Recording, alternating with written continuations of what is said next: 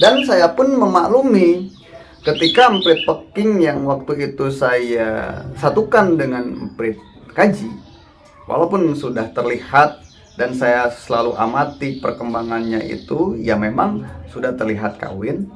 Hanya saja intensitas kawinnya tersebut, sahabat, ya. Artinya pada fase setelah burung tersebut itu kawin, katakanlah di sini, ya, burung tersebut juga harus melakukan proses yang sama. Agar apa? Ya agar cepat bertelur. Nah, makanya ya, ketika berbicara kenapa emprit susah bertelur, mungkin salah satunya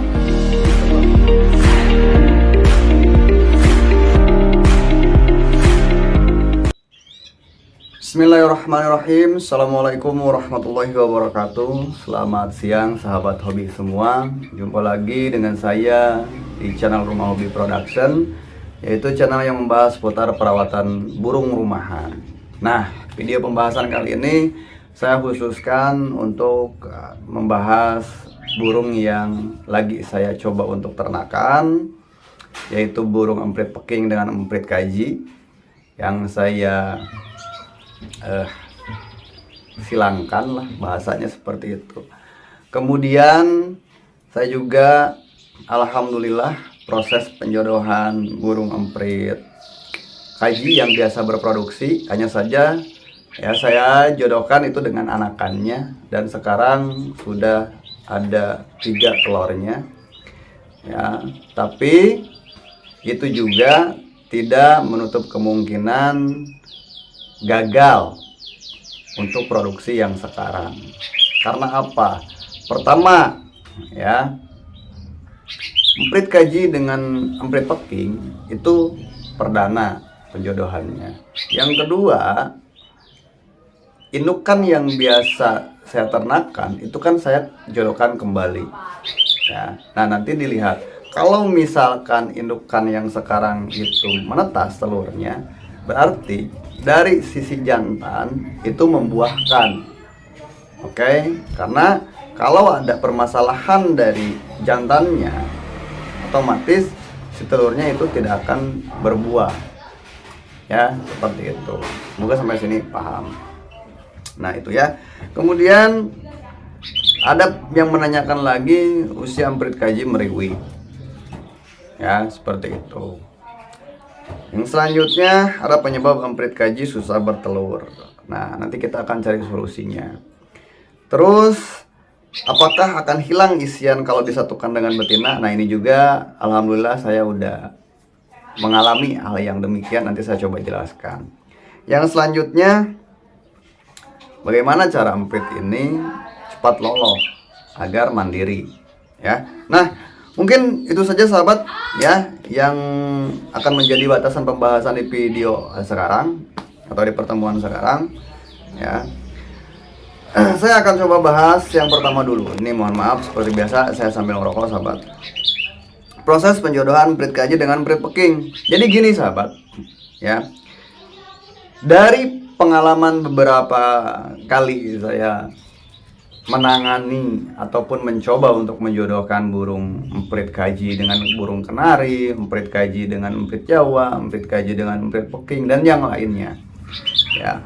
Walaupun waktu itu saya pernah sempat beli dari Om Yok emprit Jawa, betinanya ya. Fase ke burung tersebut itu bisa bertelur dan menghasilkan atau berproduksi itu lumayan cukup lama, sekitar 3 bulan. Nah, di produksi pertama ya, saya sangat memaklumi betul ya, jangankan di burung emprit, di burung kenari pun saya mengalami hal yang sama. Apa itu? Ya, yaitu telur perdana di burung-burung dara ya, entah itu jantannya yang muda ataupun betinanya yang muda, itu kecil kemungkinan untuk yang perdana itu langsung bisa menghasilkan ya, sekalipun sudah bertelur. Artinya telur-telurnya itu tidak ngisi. Seperti itu sahabat. Nah, itu ya. Dan saya pun memaklumi ketika emprit peking yang waktu itu saya satukan dengan emprit kaji, walaupun sudah terlihat dan saya selalu amati perkembangannya itu, ya memang sudah terlihat kawin. Hanya saja intensitas kawinnya tersebut, sahabat, ya. Artinya pada fase setelah burung tersebut itu kawin, katakanlah di sini, ya, burung tersebut juga harus melakukan proses yang sama. Agar apa? Ya agar cepat bertelur. Nah, makanya ya, ketika berbicara kenapa amprit susah bertelur, mungkin salah satunya disebabkan karena tadi, yaitu intensitas kawin. Yang mungkin kita baru melihatnya hanya satu kali burung tersebut itu kawin. Nah, semoga sampai sini paham ya. Oke. Ya. Kemudian masuk ke penjodohan emprit kaji. Dan saya juga akan selalu bisa memaklumi karena jantan yang sekarang yang saya satukan dengan betina yang biasa berproduksi itu adalah anakan dari betina tersebut. Nah, makanya ketika gagal pun sekarang ataupun tidak menetas telurnya, saya bisa memaklumi akan hal itu. Nah, itu ya. Semoga sampai sini paham. Itu ketika berbicara tentang proses penjodohan dan kenapa amprit tersebut itu susah bertelur. Oke, semoga sampai sini paham. Kemudian yang kedua, ya, usia amprit kaji ketika meriwik itu. Kalau berbicara tentang usia, umur dari pertama kali menetas sampai bertelur, ya, saya dari bertelur sampai menetas, saya kurang bisa mengamati. Ya, artinya tidak begitu intens mengamati. Hanya saja dari apa yang saya alami, kurang lebih burung tersebut itu 2 atau 3 bulan, kalau jantan itu pasti sudah meriwik. Ya, apalagi kalau notabene anakan burung tersebut itu memiliki kecerdasan di atas rata-rata anakan burung emprit kaji seusianya. Ya, seperti itu sahabat. Nah, itu ya.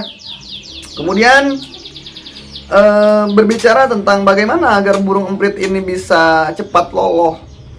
Di video sebelumnya saya sudah jelaskan sahabat, ya, kita itu harus membiasakan. Kalau yang tadinya kita di usia yang masih sangat kecil melolohinya itu 4-5 kali, nah intensitas pelolohannya itu beranjak ke fasenya remaja, itu harus kita kurangi dan biasakan. Ya, jangan terlalu kita manja dan terus-terusan kita kasih pakan lolohan. Misalkan kayak gini, ya, yang biasanya sahabat itu memberikan pakan lolohan untuk anakan emprit ini seharinya 5 kali, ya, setelah menginjak fase ke remaja, yang saya lakukan waktu itu hanya 2 kali saja pemberian pakan lolohan, yaitu di pagi hari dan di sore hari. Selebihnya karena burungnya itu sudah sedikit demi sedikit belajar milet, maka saya coba untuk biasakan ya, agar nantinya burung tersebut itu tidak ketergantungan dengan pakan lolohan yang selalu kita berikan. Walaupun terkadang memang saya selalu memberikan ya pakan lolohan itu sebagai apa? Makanan tambahan setelah burung tersebut itu bisa pecah milet atau setelah burung tersebut itu sedikit mandiri. Nah, semoga sampai sini paham ya. Kemudian lanjut ke pertanyaan yang terakhir ya, karena tadi udah disatukan. Kopi dulu sahabat. Pertanyaan terakhir ini yaitu apakah akan hilang isian emprit kaji jantan ini kalau disatukan dengan betina? Di sini terkhusus emprit kaji ya, emprit Jawa dan emprit Peking yang saya pelihara. Dari pengalaman saya, ketika burungnya itu sudah fasih menirukan suara burung kenari dan hariannya sudah bisa jelas keras suara isian burung kenarinya, begitu disatukan itu tidak akan hilang isian burung kenarinya. Hanya saja yang saya alami ya, lagi-lagi intensitas burung tersebut itu berkicau berkurang. Ya, berkurang sahabat. Ya, jadi kurang rajin bunyi ketika disatukan dengan betina. Nah, itu yang saya alami. Tapi untuk hilang atau tidaknya isian burung tersebut, insya Allah tidak akan hilang itu isiannya. Ya, nah itu, oke, ya. Jadi semua pembahasan di pertemuan sekarang itu sudah saya gamblangkan. Saya tarik kesimpulannya saja seperti ini. Ketika proses penjodohan, perdana burung tersebut itu bertelur, kita harus bisa memaklumi apabila telurnya itu tidak isi, ya, atau gagal menetas selama pengeraman kurang lebih 2 pekan atau 14 hari. Itu yang pertama. Ya. Kemudian ya, usia amprit kaji meriwik, kalau dari anakan saya katakan lagi ya, dari pertama telurnya menetas sampai ke usia berapa mungkin seperti itu tergantung daripada kecerdasan burungnya itu sendiri. Ya, ada yang 1 bulan maksudnya, ada yang 2 bulan, ada yang 3 bulan, bahkan yang saya ini sekarang itu malah mandek, ya udah 3 bulan lebih, jarang meriwik, sahabat. Seperti itu. Ini mohon maaf saya sambil ngasuh juga anak saya. Nah, kemudian yang selanjutnya saya simpulkan kembali, ini masalah kenapa telur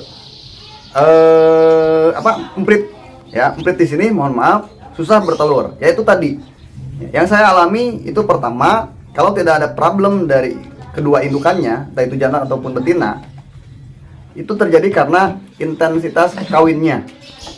Nah, yang mungkin kita hanya bisa melihat pada waktu itu baru 1 kali. Sedangkan dari pengalaman saya, intensitas kawin itu juga mempengaruhi burung tersebut bertelur. Di luar daripada burung tersebut itu memiliki problem atau permasalahan. Nah, semoga sampai sini paham. Yang selanjutnya, ya, seperti yang tadi saya katakan, tidak akan hilang isian burung emprit kaji yang benar-benar sudah pasti jika disatukan dengan betina kenari. Betinanya maksud saya. Nah, itu ya. Sebagai motivasi saja seperti ini, sahabat. Ya. Sekarang kita saatnya untuk mencetak. Ya, kita jangan berharap terus tanpa ada suatu proses atau tindakan yang kita lakukan. Ya, kita harus bergerak. Ya, ketika kita bingung memprediksi anakan burung emprit yang kita pelihara, kita harus mulai berproses, belajar untuk bagaimana cara kita ke depannya itu benar-benar paham dari sisi membedakan jenis kelamin anakan burung emprit kaji, emprit peking, emprit Jawa, ataupun jenis emprit lainnya dari anakan. Nah, itu sebagai motivasinya saja. Kemudian, kita juga harus segera bergerak, ya.